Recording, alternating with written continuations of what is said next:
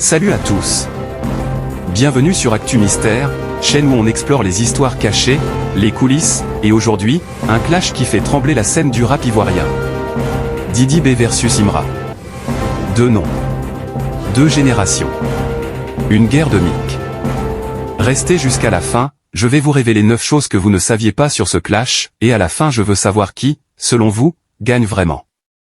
Didi B, né Bassa Zeréouedi Ilem à Abidjan, actif depuis 2009, vétéran du rap ivoire.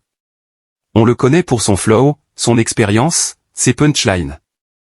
Il pose comme le garant du game. Imra, de son vrai nom Abdul Bakayoko, est la nouvelle vague. Il incarne la jeunesse, la drill ivoirienne, l'envie de bousculer les codes. Alors voilà, l'ancien contre le jeune. Le respect contre l'affirmation. Tout part d'un son, d'un sous-entendu, d'un « tu trompes » ou « tu es dépassé ». Selon les articles, ce n'était pas juste de la provocation. Didi B a sorti un morceau intitulé Baudouin dans lequel il adopte la posture de professeur, et claque des punchlines dirigées vers Imra. Il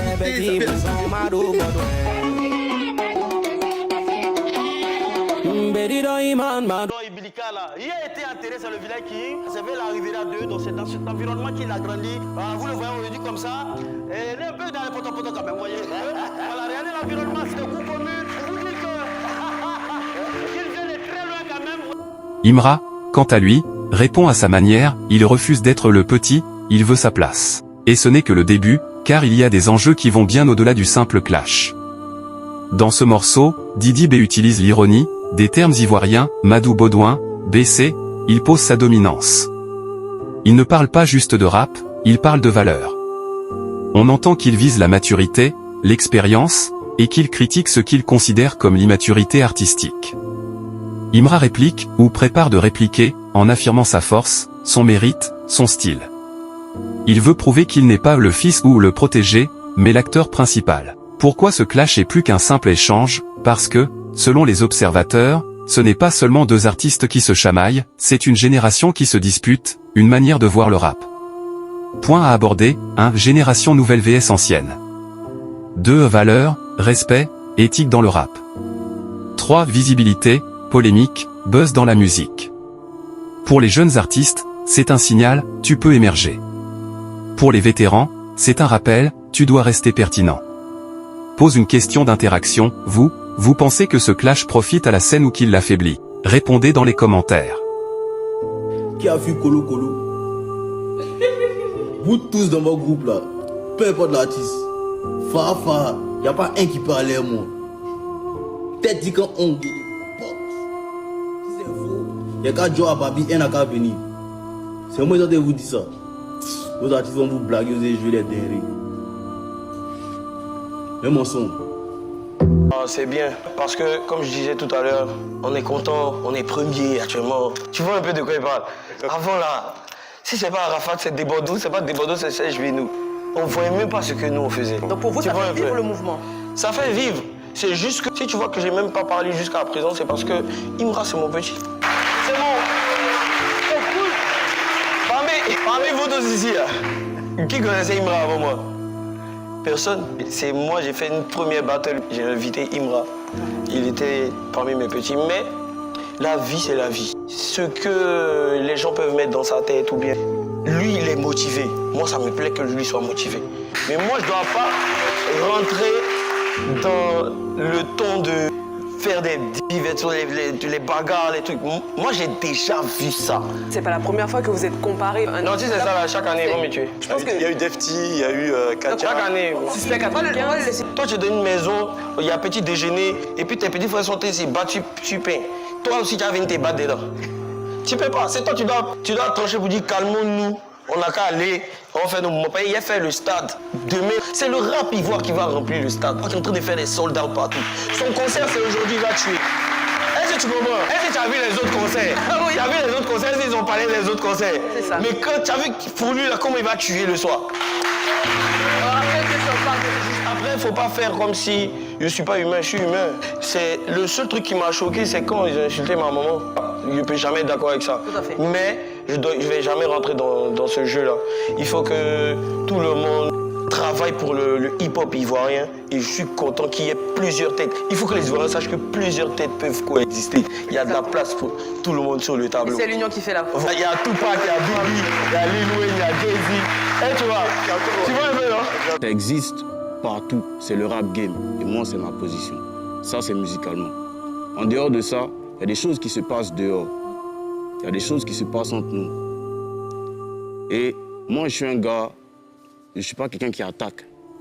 Je me défends. Parce que l'énergie que tu me donnes, c'est ça que je te renvoie. Si je reçois des signaux, une fois, deux fois, trois fois, que je vois que tu ne m'aimes pas ou qu'il y a un souci, moi aussi je te renvoie le signal 2 fois plus. Et en général, c'est comme ça que je suis. J'aime pas quand on me pique. Quand on me pique, je réagis. Mais tant qu'on me donne de Dieu. Parce que moi, je donne beaucoup de love, beaucoup d'amour à ceux qui sont proches avec moi, ceux qui sont vrais avec moi. Du moment où tu es vrai avec moi, tu es naturel avec moi, on est tout le temps ensemble, je te donne que du love. Moi, LG, c'est mon gars. Je suis tout le temps avec lui. Pourquoi j'ai pas de problème avec lui? Parce qu'il n'y a jamais eu de différence entre nous. Et on se parle cash. Quand il y a un truc, ah mon gars, ça. Mais pourquoi ça ne marche pas avec d'autres personnes? Parce qu'il y a des problèmes en bas. Tu veux dire les problèmes avec Dizzy B? Yeah. Quel est le véritable problème avec Dizzy B? Comme je dis, c'est beaucoup de signaux. Moi, aujourd'hui, nous tous on était ces bons petits. Moi, je suis très jeune. Les gens ne savent pas, peut-être qu'on me lance beaucoup, mais moi, je suis très jeune. Et si aujourd'hui, je suis quitté derrière ce camp-là, c'est parce que j'ai vu que tous les bons petits de Dizzy B servent qu'à son intérêt. Mais tous, ils servent qu'à son intérêt. À l'intérieur du Dizzy B, ça veut dire quoi? À l'intérieur de Dizzy B. Je sais pas, il y a quel artiste derrière Dizzy B qui aujourd'hui est assis? Si LG, par exemple, fait une collaboration avec Dizzy B, s'ils ont une collabo ensemble, est-ce que toi, tu vas garder le même rapport avec LG? Ça, c'est entre eux. Ça, c'est entre eux. Je ne sais pas ce qui se passe entre eux, comme je dis. Moi, celui que je connais, c'est LG. Et on n'a pas de problème. On était ensemble même hier. On n'a vraiment pas de problème. S'il y a un truc, je vais lui dire, il y a tel bail. S'il y a un truc, il va me dire, ah, ça va poser problème ici, ça. La vraie question que vous devez vous poser, c'est pourquoi il y a problème entre eux? Non, ça c'est autre chose. C'est entre eux là-bas. Non, c'est pas eux là-bas. Moi, je suis personne pour parler de ça. Justement, moi, je suis personne pour parler de ça. Bon, toi, quels sont tes rapports avec les autres membres de Kiff le Beat? Blacka, j'ai pas de problème, non, j'ai pas de problème avec les autres membres de Kiff le Beat. Tu as un problème parce que déjà, on ne se connaît pas personnellement. Le seul que je connais personnellement, c'est LG. Et toi, tu as un problème avec Dizzy B? Est-ce qu'il sait que vous avez un problème? Il lui envoie les pics, clairement. Est-ce que tu as écouté l'album de Dizzy B? Moi, non. J'entends des sons dehors, mais j'ai pas écouté. Ce que tu as entendu dehors là, qu'est-ce que tu en penses? Qu'est-ce que j'en pense? Je m'en fous carrément. D'accord. Alors, vie personnelle, en dehors des problèmes personnels. Donc normalement, Dizzy B, t'as rien fait, tu veux t'attaquer à lui? Non, j'ai dit en dehors des problèmes personnels. Ok. Un défi personnel, donc, en dehors des problèmes personnels. C'est-à-dire que les problèmes influencent aujourd'hui le fait que je veuille descendre ça.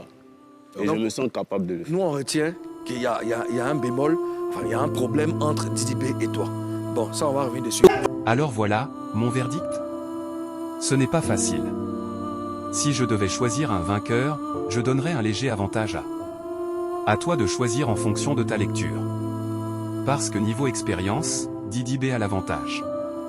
Mais niveau fraîcheur, audace et buzz, Imra marque fort. Je mets ça en jeu, hashtag Team Didib ou hashtag Team Imra. Votez maintenant, montez-le en commentaire. Tease ce qui pourrait venir, et surveillez bien, un nouveau morceau pourrait tout changer, un face-à-face visuel, une collab surprenante. Pour résumer, Didib et vs Imra, c'est duel de génération, clash de valeurs, visuel plus musical. 2 morceaux clés. Et l'avenir de la scène qui s'écrit. Si vous avez aimé cette vidéo, cliquez sur j'aime, abonnez-vous à Actu Mystère, activez la cloche pour ne rien rater. Et partagez cette vidéo avec un pote qui suit le rap ivoirien ou qui se demande qui gagne. Et maintenant, à vous la parole, qui, selon vous, l'emporte? Pourquoi? Et quel autre clash africain on doit décortiquer après? Dites-le en commentaire. Merci d'avoir regardé jusqu'au bout. Je suis FAYK pour Actu Mystère, on se retrouve très bientôt pour une nouvelle vidéo qui va vous surprendre. À bientôt.